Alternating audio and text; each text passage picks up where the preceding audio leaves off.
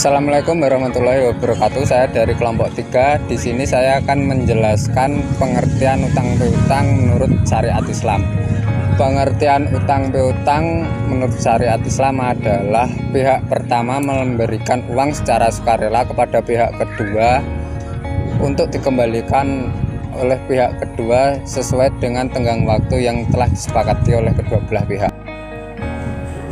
Sedangkan hukum utang piutang secara syariat Islam yaitu mubah atau boleh, tetapi seorang muslim tidak dianjurkan untuk utang piutang disertai dengan riba atau bunga.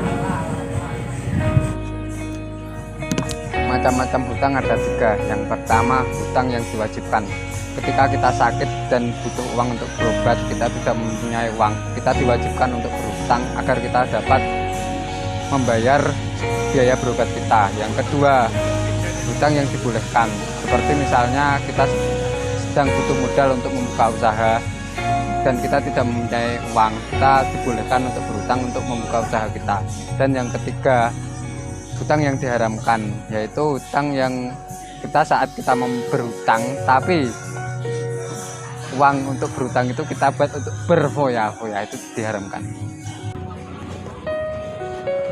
Kemudian syarat dari hutang piutang adalah yang pertama, harta yang dipinjamkan tidak boleh mengandung unsur riba. Tentu di sini riba sudah dilarang dalam Islam. Yang kedua, harta yang dipinjamkan tentunya harus halal, tidak boleh mengandung unsur curian, korupsi maupun lain sebagainya dari sumber yang haram. Kemudian yang ketiga, si peminjam tidak boleh mengungkit kepada yang meminjam karena dapat menyakiti hati yang meminjam. Kemudian yang terakhir adalah diniatkan untuk saling tolong-menolong. Tentu dalam Al-Quran sudah dijelaskan bahwasanya kita disuruh untuk tolong-menolong dalam hal kebaikan.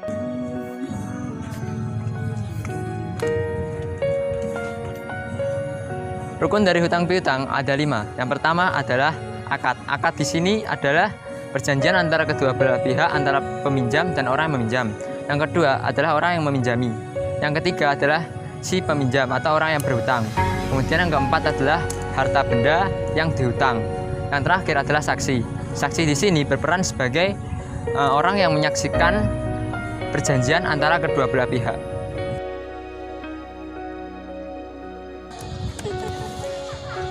Bahayanya melakukan utang piutang, di mana seorang yang berutang ataupun yang ingin meminta uang kepada seseorang walaupun itu dalam akad, dia akan sedikit mengalami kerumitan dalam membayarnya.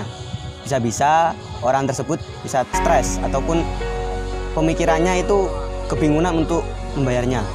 Kemudian jika seseorang tersebut telah meninggal dunia, jenazahnya tidak bisa disolati. Karena apa? Rasulullah tidak menyukai orang yang sedang berutang dan dia belum membayarnya, setelah itu dia mati. Kemudian seseorang itu rohnya akan tertunda untuk masuk surga. Karena apa? Dia masih memiliki hutang. Kemudian pahala yang dia dapat di dunia itu akan mendapatkan ganjaran berupa pemotongan pahala, ataupun bisa dikatakan itu pahalanya akan dipotong dan untuk membayar hutangnya tersebut.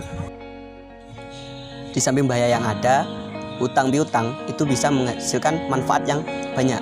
Di antaranya satu, kita bisa memanfaatkan hutang tadi atau modal tadi dengan bekerja yang lain dan bisa mengembalikan hutang tersebut. Yang kedua, murah dan efisien, di mana kita tidak perlu meminjam di bank. Yang ketiga adalah pemutaran dana, di mana kita bisa memutarkan dana tersebut untuk mencari pekerjaan lagi dan kita bisa menghasilkan uang lagi. Dari kami, dari kelompok 3, terima kasih. Kurang lebihnya mohon maaf. Wassalamualaikum warahmatullahi wabarakatuh.